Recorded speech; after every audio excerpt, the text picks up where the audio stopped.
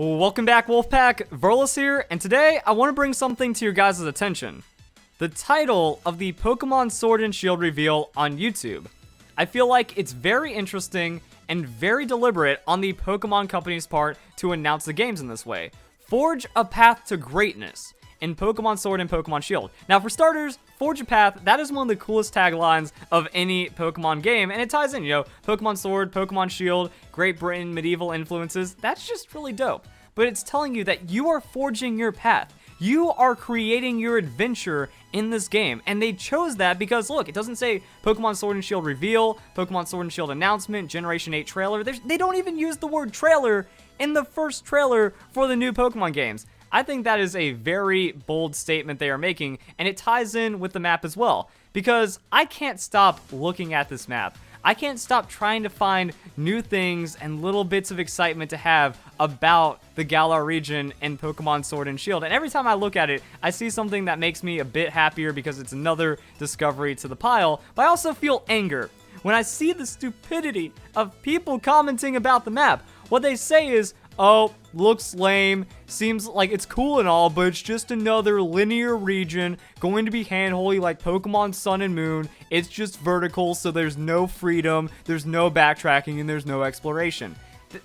When I see those comments, it just makes me feel like critical thinking is dead. Common sense is dead. No one has any basic comprehension skills anymore, because all you have to do is pay attention to the map for 5 seconds, and you can see that is clearly false, which is what I want to make this discussion about. So let's get in the comments down below. What do you think is going to happen with the Galar region? Because there's a couple of possibilities I'm going to explore in this video.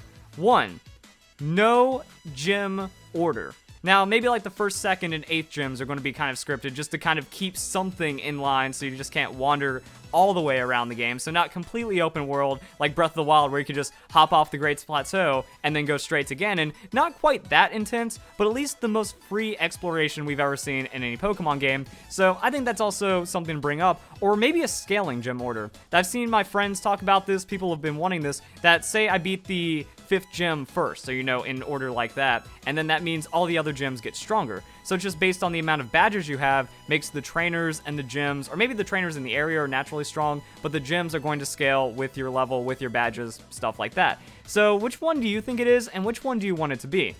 And with all that out of the way, leave a like, share, comment, subscribe, all the YouTube shill stuff. We can get into the big discussion here. So I feel like the only thing that's going to be scripted is this. This is your Great Plateau. This is your beginning of the game. This is your tutorial area. And it's probably not going to take up too much time, and it's not going to be too much of a burden. No matter what game you play, you're pretty much going to get this. So can't really complain about it. But I think they're still going to keep it exciting. There's already a path split right here. I think it's going to be you run into town. You go to the professor, the assistant says, oh, the professor went in the woods and hasn't been back. Go check in on him. Something happens. That's how you get your starter Pokemon. You get to confirm your starter Pokemon when you head back. Go to the Pokemon school. You go to this. I think this might be the first gym because we can't really see all of the other gyms in the game. You get your train ticket, you peace out, and then you're off to greater adventure. I think that is actually going to be a good opening that doesn't really feel that restrictive for the game. But then it is going to get crazy. Why I am making this video is because of the realization I had as to how open exploration this game is going to be, because I've just been trying to piece together parts about it. I was looking at this, I'm like, yo, this is a dope area. But how did we get here? So then I was like, well, what if we follow this path up? It's like, well, that leads to this castle.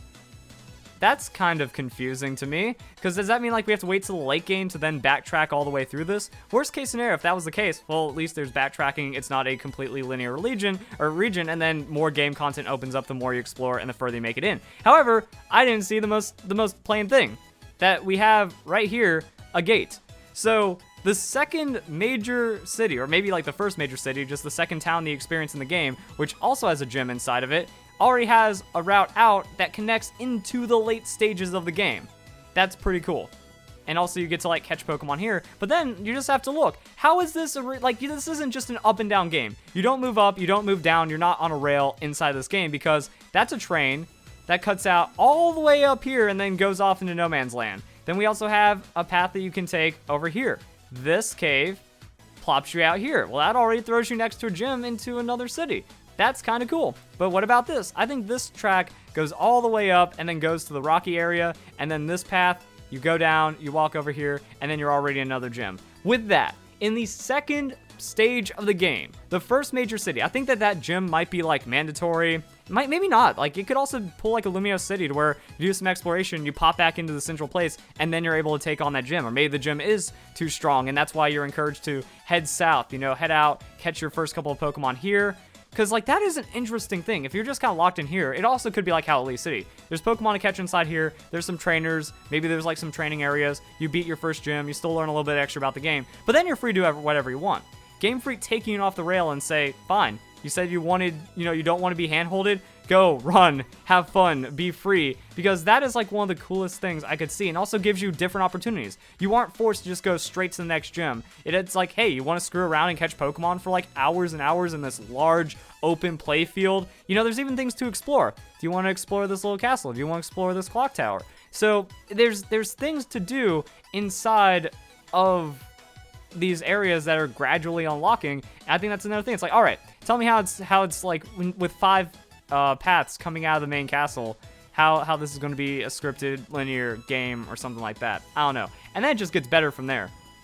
So what happens when we get up into this area? I honestly have no idea, because once again, this looks like your gate. This looks like the gatekeeping guardian part, but is this the final gym? Is this the Elite Four? We know there's a castle and then another train, and that takes us to the end game, which we will explore in a bit. But I mean, even then, can we just like walk here? If this is like no gateway whatsoever, you can maybe like head over here, do this gym, say, whatever, I'm just gonna walk in front of the end of the game, and then head over here. Well, that's a split path. So that means with that split path, you can head over this place. I think this place looks really cool. I'm still trying to make out what's going on over here, because that looks like a mall, with like this seems like some kind of overhead. So there is something inside. So it's like a strip mall surrounded by apartments or flats, as they would be called. That's kind of neat. Or you just kind of choose the other path. It's like, oh, I want to go and explore this maze. But at the same time, that maze looks very deliberately made. Something decided to put a wall around this area. And then no matter which way you go, you're still ending up in the city, which has a gym.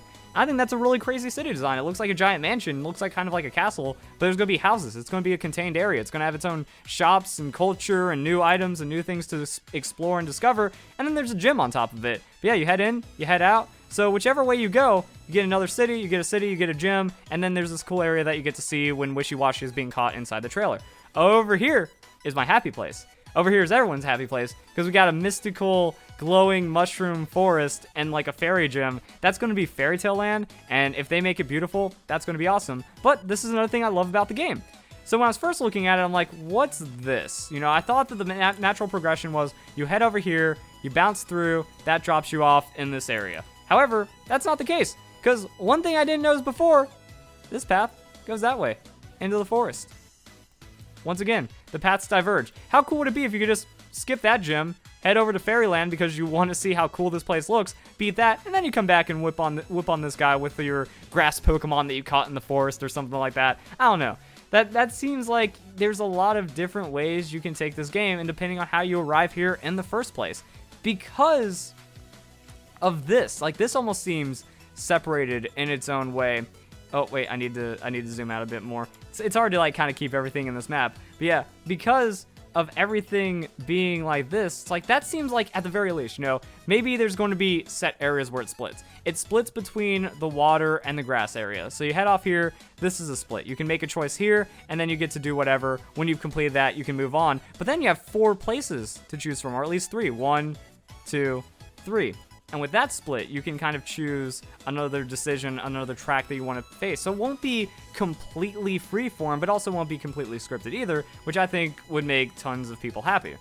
So I mean, like, that's why I'm wondering, or maybe it's just straight up as crazy as it gets, where you leave the big city, you're wandering up here, and they just let you through the gate.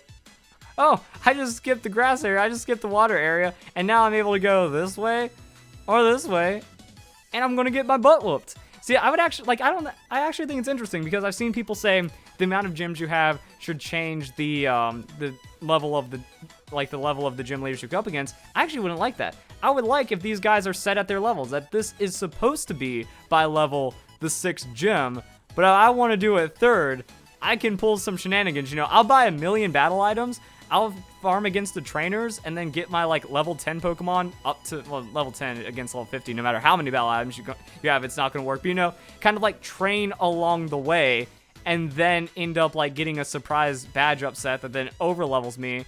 I jump back down and I whoop on the early game. And then it's like, yeah, I just want to be able to explore this however I want.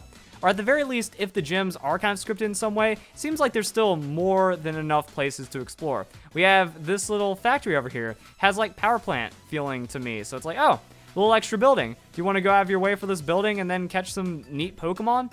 Sure. Over here, this looks like a water area. If this, like, water areas, you know, that's how you know Pokemon will never be open world. You're not allowed to do this. Or something like that. That would be sick, though. If, like, you could hop off that, get on, and then just boom. But yeah, like, open world, people are talking like you just climb over the mountains, and then there's everything has a place to encounter Pokemon, and there's nothing that's off limits. That's why I'm calling it open exploration. I feel like there's enough to explore to where it feels very open. You're not completely walled in like you usually are in Pokemon games and stuff like that. I just noticed that isn't actually, like, cut off. So you can even just walk up this path or walk up that path. Forge your path, guys. Choose your journey. That's what this game is telling you. So yeah, do you want some water Pokemon over here? Do you want some grass Pokemon over here? Maybe some like your basics Pokemon over here. This is a cave. Go catch some cave Pokemon. Ice. Like, we have an environment for pretty much every kind of Pokemon you could imagine. That's awesome. We have different areas to explore, like spend some time here, spend some time back here with the snow, spend some time over there, or just this large area in the center. So it's going to be very diverse. Going to be great to kind of get all kinds of training on, all kinds of Pokemon, all kinds of encounters, and there's just buildings, there's special little areas, there's all kinds of things everywhere, and that just makes me super happy for these games. So that's what I mean. I think that's it. And oh wait, I felt like I was about ready to end the video, but we haven't even talked about the end game. You know what? Like, I hope there isn't a story to a degree. I'm fine with not having a story in Pokemon because I don't want a story in Pokemon. I want to forge my path. I want to create my own story. I don't want someone to go, this evil team, stop them, and then I have to stop. You know, Red and Blue has a great story. We have a Yakuza mob boss fronting an illegal Pokemon operation, like stealing ring in front of like a pachinko parlor, arcade, gambling ring, whatever. You know, like that's kind of cool. That's kind of cool, but at the same time, it's like, oh, I have to get an item from one of those guys. I have to infiltrate the base to a degree. I have to do something at some place to stop them just a little bit, and that helps me progress. So, I mean, it's not done in a heavy-handed way, but I don't like it in Pokemon Sun and Moon. Everyone hated Pokemon Sun and Moon because any new area, so let's just take this area, for example. That would be a trial. And then you get 5 to 10 minutes of free, fun exploring. Like, oh, hey, check it out. It's Pokemon here. Oh, this is a cute little area. Oh, this is kind of cool. Trial over. Now you have to go and stop the bad guys that are taking over the city. You know, you didn't have any freedom. You never got to take a breath, enjoy the Alola region, and catch Pokemon at your own pace. You're always forced into the next area. You're always forced into catching Pokemon in that area, or just, like, with very limited exploration, and then the story would just drag you even harder away from whatever you were doing. So we don't need that. Kind of felt that way in Pokemon X and Y with the very linear map. I think this could also, yeah, like I said, this could pull a Lumio City, which would be kind of cool, but I didn't like that was the way it was done in Pokemon X and Y. Pokemon Black and White was when this trend started. Jujutsu Masuda saying kids, you know, they have a short attention span these days. They have to keep up with the modern times. People will put down games if it's too challenging. So that's why they have just the Unova region being a straight line into a circle. They make it to where you can't screw it up, and then they just kind of keep you on a rail the entire time. So that's like one of the big problems that Generation 5 brought us that hasn't really left Pokemon. So with this, I think it's just an optical illusion. It looks like it's on a rail just up and down, but it's going to be the least from it out of any Pokemon game we've ever had. So I think that's a pretty cool concept. And yeah, without the story, I hope that I'm not really forced to do too much, that maybe the story kind of comes into play at the end, or it's like in the background, but I don't want to have to go to any areas. Don't force me to an area and let me explore. And I think that's definitely possible with the way that we see this map. 5 paths, guys. 5 flippin' paths. You get to do whatever you want. That's kind of cool. And maybe the story, like if Game Freak really wants to tell the story, maybe you don't get the legendary until the post game. You beat the gyms, you become champion, you end up here, and then we go into a Delta chapter. That's when you backtrack through. That's when you get guided because you're already familiar. So it's like, oh hey, the evil team was doing something over here. It's like, wait, I know that place. I know that secret hole that they might be hiding in. You know, something interesting like that. Even like little landmarks I noticed, like, look at that. I just straight up landmark chilling there. That reminds me of the Reggies from the, you know, Hoenn region. That could be something very significant with a special Pokemon that can be encountered there or something. But yeah, that's when you backtrack. That's when you get the legendaries. That's when you get dragged through, or you just enjoy the post game. I feel like this is like the ultimate in-game area. If this is not the Elite Four, still could be like Elite Four 1, 2, 3, 4 champion. That would kind of suck, but I want this to be like a Battle Frontier. I want this to be all your post-game. I want this to be your in-game. That's the hub that you get all your competitive Pokemon, and that transitions to online, and maybe that's where, not a Festival Plaza, but, you know, Festival Plaza equivalent, Joint Avenue equivalent, PSS stuff is all up in here, and then that's where your adventure continues, stuff like that. That looks like a gym, though. That spooks me. I'm going to probably talk about this later, but yeah, we have all kinds of places, we have all kinds of gyms, we have all kinds of things, and this game's going to look great. It's not going to be linear. It's going to be open exploration, and if Game Freak just kind of keeps it that way, it should be great. You know, we have mini spooky forest into bigger spooky forest that we can explore, maybe even foresty things going on over here. Actually, no, never mind. Like, whenever you see hard cliffs and stuff, I think that kind of takes away from it. But, I mean, small forest into big forest, that's where all the spooky Pokemon are. Maybe some burned down, run down buildings where you find special Pokemon, special species, like really lore-based new Generation 8 Pokemon. I think it just only is built for success at this point, and anyone thinking otherwise is just crazy. So if you guys enjoy the video, hope you all have a nice day. Thank you very much for watching.